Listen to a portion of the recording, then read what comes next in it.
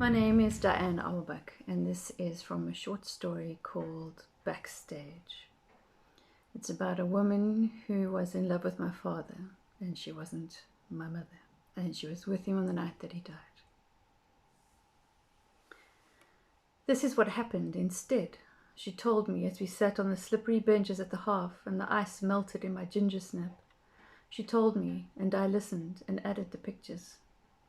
First her hands, shaking with the joy and miracle of stripping my dad down to his nakedness at last. The chocolate slipped from its gilded wrapping. Discarded his holy t-shirt with NASA lettered across it. Concertinaed around his knees, the brass eagle buckle of his belt. His jeans, his pale scants and his socks she left on. She couldn't bear to look at his big toe poking through, the horned nail become a claw, his whole body curling inwards in a comma of despair. Did she know then that he wasn't coming back to her, had never meant to come back to her, that it had never been my mother who was the obstacle between them, that there was no world where they would ever live together with this love and trouble? She lay down beside him then. The narrow bed tilted and groaned. When she spoke, breath of his breath, he opened one bloodshot eye. It rolled crazily, like the drink had shaken something loose inside his head, but he watched her mouth as she whispered into his cracks, pressed her devotions into the crevices of the wall between them. Her tongue was grey as a bird's, and she talked, and he watched, as she parroted their history, whistling through her familiar nooks and crannies, outlined with foolish fingers the fissures of their swollen, broken hearts. He, paralyzed with the breakage of the years, far out in the space of his own skull, had nothing to say back to her.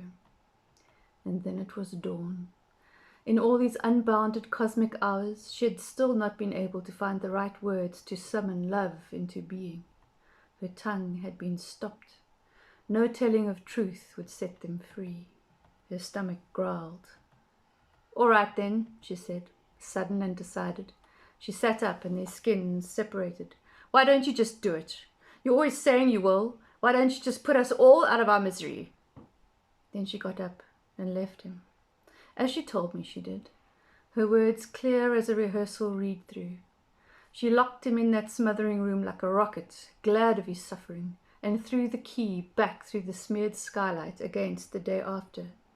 She made it down the corridor with its mannered, dull linoleum, all the way out to the cracked tar in the parking lot, where she stood, dazed and mountainous, intact under the stars. That's where she stopped talking to me, the daughter, the dust after the meteor. Her glass was empty, and her forehead shone with the grease of earnest dishonesty in the bar's surgical lighting. "That's all," she said. "That's all there is."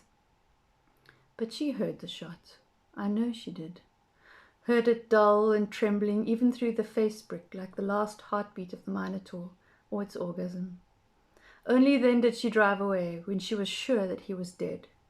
And I know that she must have stopped by the Pan Pan Cafe, meaning to get her Turkish delight, a pair of Turkish delights, but it was still hours before the place would open. She had to go away again, empty, back into trackless orbit. Happy Halloween.